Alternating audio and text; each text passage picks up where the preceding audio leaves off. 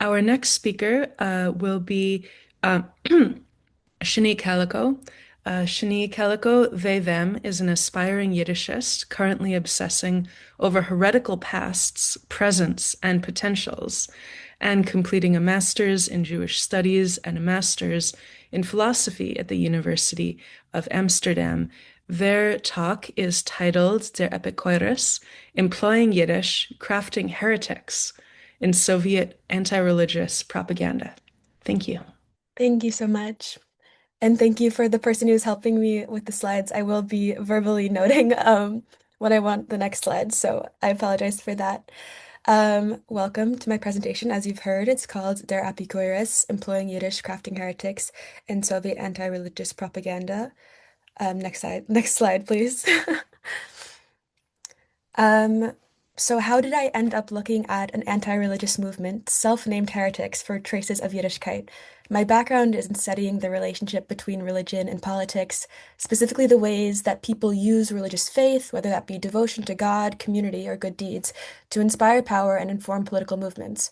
One of the movements that I studied early on was also the one which began my interest in reconnecting with Yiddish, not only because it introduced me to primary sources, but also because it introduced me to Yiddishkeit, a word which described a distinctly Jewish way of being and doing, as this group was some people might guess, Jewish Labor Bund. The Yiddishkeit was also secular, cultural, and political.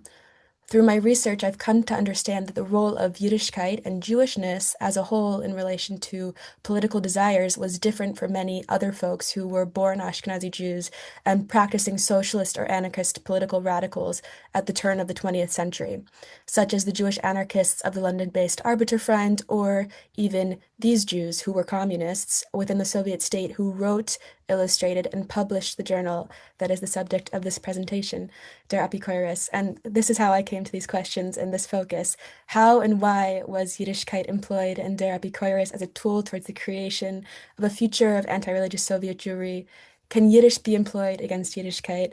Is a heretical relation to Yiddish necessarily against Yiddishkeit? Next slide, please. So what was Der Epikoyres? Just from looking at this image, you begin to get a clue. On the right side is the front cover of this edition, and the left side is the back cover.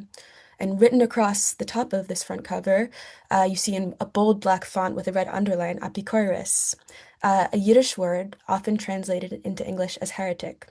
Epikoyres is not written here as the descriptor for this image, but rather the title of the magazine, which was a Yiddish language anti-religious propaganda magazine published by a group of Jewish communist intellectuals and artists sporadically from the early 1920s through early 1930s in the USSR at the behest of the state's anti-religious research and propaganda arm, the League of Militant Atheists. In this presentation, most of my content draws from one specific edition of Der Epikoyres, the first, which is pictured here, published in Kiev in August of 1923. And so my focus in this presentation is on the earlier employment of Yiddish and Yiddishkeit by this group. Besides the name, what first caught my attention when I found this listing were these illustrations done by Mark Epstein, who was also a founder of the artistic section of the Kiev-based Kulturliga, the first institute for secular Yiddish culture in Europe. That's what they call themselves. And he's named alongside the likes of Marc Chagall and El Lissitzky in surveys of this artistic landscape. I have to say, I was convinced of the heretical intent of this magazine on first impression. In a seeming contrast with his roots in an artistic movement dedicated to Jewish cultural empowerment, Epstein has illustrated a magazine cover which contains an image of a Hasidic cabal holding a globe, which, in addition to the other illustrations, seems reason enough for those archiving the magazine in the United States Holocaust Memorial Museum to have placed it in the collection of anti-Semitic visual materials. However, my interrogation of the heretical relation of the work of Yiddishkeit, it complicates such an immediate reading of this publication. The publication of Der Epikoyres was a part of a state-organized movement to contend with the place of religion and particularist group identity as a whole within the Soviet Union. Written clearly in the 1931 announcement of the republication of the magazine, now in Moscow, they say, "The journal will be a militant fighter against nationalism, which is a half-brother to all religions. It will battle against the Pope of Rome and the Rabbi of Lubavitch, and it will militantly oppose the Zionist movement. The League of Militant Atheists formed in 1925, and in addition to their generalized anti-religious propaganda periodicals, Anti-Religioznik, Bezbožnik, I'm sorry for my pronunciation, Atheist, they began sponsoring community-specific propaganda newspapers, journals, and magazines, such as Der Epikoyres, which was only one of the Yiddish language Jewish audience publications. Quickly, what is heresy and how is it relevant to this case? We can question the intention behind the choice of the name of the magazine, but the fact is really that all of these magazines within this League of Militant Atheists were called about the same. Regardless, the tradition of the Epikoyres, the heretic, is one that the makers of the magazine would have known, and it's one that can be found through and not outside of the Jewish history we also understand to be the roots of Jewish orthodoxies, whether they be of spiritual, social, or political practice. Tracing the etymology of Epikoros in the Jewish canon finds its origins in the Hellenistic period of antiquity as a means of referencing the influence of hedonistic, divinity-skeptical Epicurean philosophy on the then called Israelites of the period. Goddard Deutsch's entry in the Jewish Encyclopedia identifies one such reference in the Mishnaic usage of the word alongside other dissident identities, that those Israelites who will not have a share in the future world are he who says there is no resurrection, he who says the law has not been given by God, and an Epikoros. That is, those who reject concepts that Orthodox engagements with tradition consider to be fundamental. This example of the usage of the word also points to aspects of its meaning which remain consistent through today. The Epikoyres and other deviants are nonetheless still Israelites and are making active choices to reject traditional knowledge, which it is implied they do know. Further, the way in which these heretics are rebuked by being denied admittance to the future world, it affirms the belief systems of both the Orthodox and the heretic. The heretic does not care to have a share in the future world, for he does not believe in it. In this way, the label heretic is necessarily affirmed both by those within the tradition who bestow it and those dissident community members whose defiance is only possible because of their origins in the same tradition. David Beale was one of many to take this Mishnaic prescription of heretical relations and attempt to reveal the concept's broader relevance. He articulates the relation of the non-heretical community to the heretic as one of naming and erasing or distancing and recuperation. Thus, their lasting impact, despite complicating or challenging fundamental tenets of orthodoxies of time and place, was towards the strengthening of communities in his reading, either via strengthening logics for such orthodoxies or post-mortem appropriations of their heresies into new ones. It is these traits of the Epikoyres, the self-affirmation of deviant identity, of a necessary relationship to orthodoxy, as still comprising part of a broadly conceived Jewish canon. This animates my interest. Next slide, please. To consider those involved in the creation of Der Epikoyres through the lens of heresy prompts places to focus inquiry, to interrogate the potential for Yiddish's potential employment by these heretics against Yiddishkeit. We'll see if this is the case. The first thing that I want to talk about is the decision of the League of Militant Atheists to engage in a Yiddish language targeted propaganda, and the decision of those Jews who made the magazine to partake in it. So by the 1920s and 1930s, Soviet Jews were speaking more and more Russian, not Yiddish. If they weren't speaking Yiddish, then what was the point of there being a Soviet Yiddish culture or Soviet Yiddish propaganda?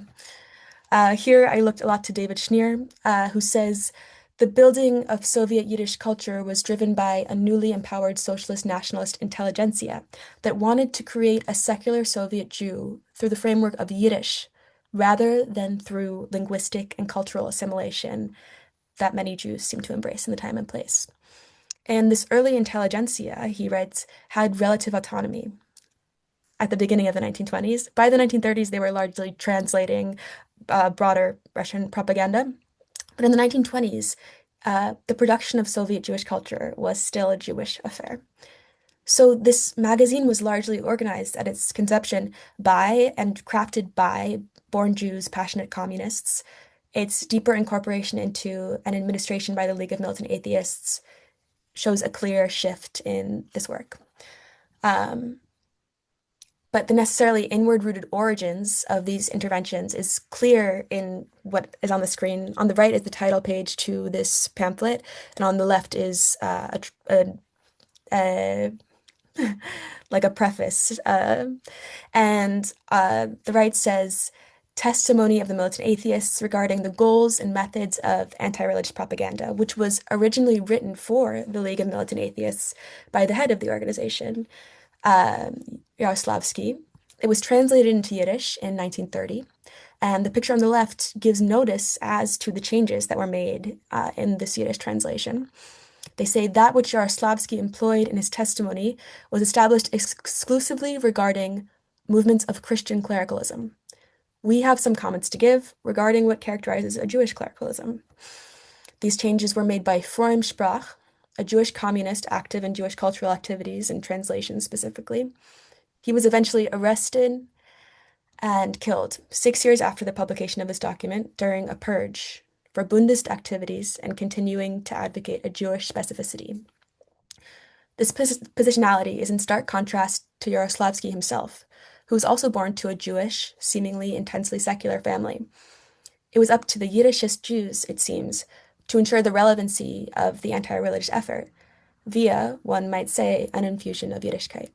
Next slide, please.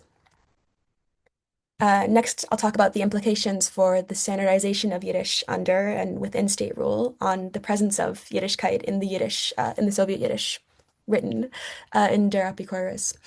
So Der Epikoyres was kind of an offshoot, actually, of a newspaper and a publication house called Der Emes, which means the truth, which was also a project of the Soviet state. And they instituted standardization rules for Yiddish with its initial establishment in 1918. The goal of this standardization was primarily to phoneticize and de-Hebraicize Hebrew root words. It eventually spread to the level of government, and the first state-sponsored standard Yiddish in history was approved in July of 1920.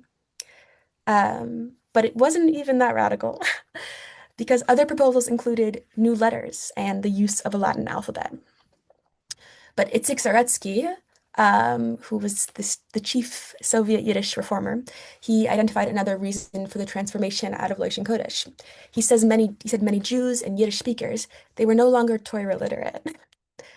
But the first edition of Der Epikoyres seems to speak to a different audience than this one. Here, this poem on the screen, which is printed on the first page of the magazine next to the opening manifesto, it definitely disrupts and offends a certain orthodoxy of faith centered in God. But it also obviously recalls to someone with knowledge of the same faith the canonical poem Shir HaShirim, Song of Songs, in its discussion of song, of blooming flowers, its clear formation as a poem of love and faith. Other allusions to religious practice and phrases rooted in religious understandings litter the journal, regardless of how they are spelled. A chuppah here, a hater there, allusions to mitzvos and averos.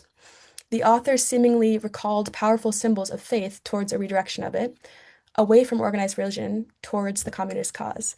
Next slide, thank you so much. Last, I'll talk quickly about the legacies of particularist Jewish cultural activity in this magazine. So actually, the editor of Der Emes, Moshe Lidakov, also happened to be one of the founders of the Kulturliga. He also was the Soviet Yiddish Cultural Commissar and even a Jewish censor for the main administration for literature. He was part of this first generation of the Soviet Jewish intelligentsia who Schneer cites were reared in traditional Jewish, usually Yiddish-speaking environments, became socialist, sometimes Zionist, and then were incorporated into the state government after the revolution. So this image is an Epstein illustration, and Epstein is really part of this same group.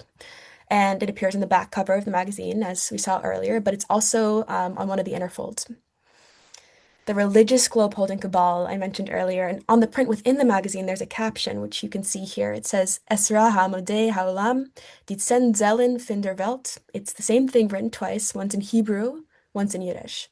Not only is it a Hebrew caption, but it's very referentially religious. The 10 pillars of the world is a Kabbalistic, Talmudic principle which refers to ethical, spiritual foundations of the world. 1 minute, we got it. The illustration does show these pillars in this Orthodox minion to be tired and worn down, if not demented, but it still relies on a knowledge of this powerful principle in order to make the critique. The illustration itself also challenges conventions of Soviet anti-religious illustrations. Epstein's style is distinctly his own, that of the Cubist expressionist Jewish cultural style developed and codified in the Kulturliga. Next slide, thank you so much. I began by asking, can Yiddish be employed against Yiddishkeit? Is a heretical engagement with Yiddish necessarily against Yiddishkeit? And how was Yiddishkeit employed? What was the work of Yiddishkeit?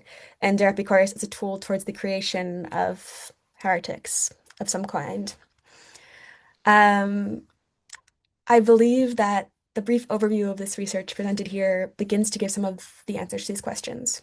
In this first edition of Der Epikoyres, the employment of Yiddish towards the creation of Soviet Epikorsim who diverge from a Jewish orthodoxy, specifically in their commitment to a war on religion, relied on maintaining the Yiddishkeit of Yiddish in order to give their message power and relevance. My focus on the potential of the heretical position has also prompted a certain heretical approach to historical research, appropriate for critical inquiry and imagining answers beyond ideologically bound first impressions. In this vein, I end this presentation with a quote from Black lesbian feminist and poet Audre Lorde in her Poetry is Not a Luxury. We must constantly encourage ourselves and each other to attempt the heretical actions, our dreams in play, and some of our old ideas disparaged. Thank you so much.